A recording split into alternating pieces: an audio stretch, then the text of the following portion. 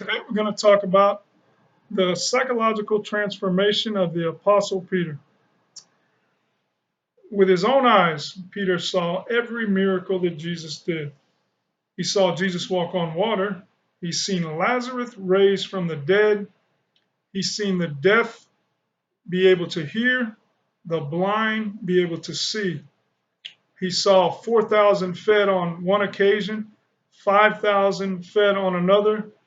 He watched Jesus with his own eyes calm the storm, send a legion of demons into a herd of pigs. All of this was not enough to transform Peter. We know this because at Jesus' crucifixion, Peter was cowered by a 14-year-old servant girl. He refused to admit that he was a follower of Jesus in light of everything that he had seen with his own eyes. He was not at the crucifixion. There is an idea that the reason for that is because of the persecution and possible arrest that he might have to go through had he been caught at the crucifixion. So in light of everything that he saw with his own eyes, it was not enough to transform Peter into the man that he would ultimately be. However, immediately after the resurrection, you see a behavioral change in the life of Peter the Apostle. He begins to operate in line with a behavioral transformation that we see today under the new covenant of Christianity after the filling of the Holy Spirit. It is the Holy Spirit that I'm speaking to here, and it is the idea that the Holy Spirit's supernatural power that I believe is substantiated by Peter's psychological baseline change after the crucifixion that brings validity to the presence of the Holy Spirit in the life of the believer. It is the Holy Spirit that is a supernatural connection of God with man. There is no other ideology on the planet Earth that can claim and substantiate some type of behavioral change in the life of their adherents. Now, what you see in the life of Peter is pre-crucifixion, but after the ministry is a continuation of his baseline before he met Jesus. Fear, anxiety, and all of these things that were associated with him, the totality of what his psychology was still maintained throughout the ministry because of the reversal that we see during the persecution and the crucifixion.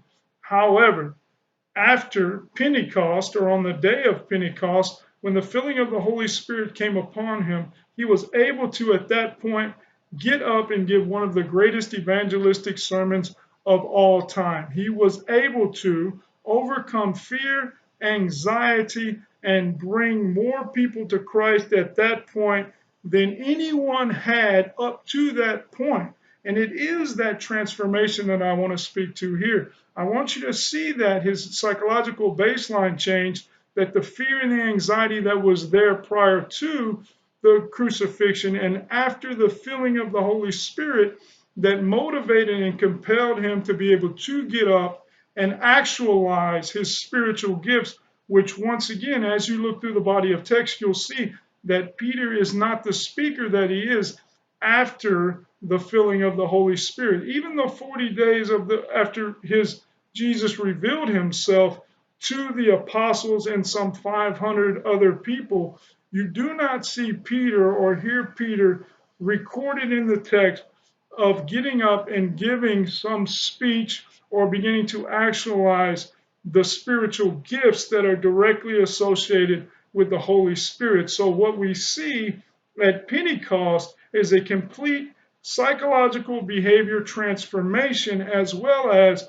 the beginning of the actualization of his spiritual gifts, which are in line with what the letters, Paul's epistles, speak to in regards to what would take place when an individual is filled with the Holy Spirit. So what we have is, prior to the conversion or prior to the filling of the Holy Spirit, we see him deny Jesus in the face of a 14-year-old servant girl, then after the filling of the Holy Spirit, we see him stand up in Jerusalem, not in Nazareth or Galilee somewhere, but in Jerusalem, in the teeth of persecution, where the Pharisees were, where the Roman soldiers were. He stood up with confidence and fearlessly gave one of the greatest evangelistic messages that have ever been given. And I believe that that is a further substantiation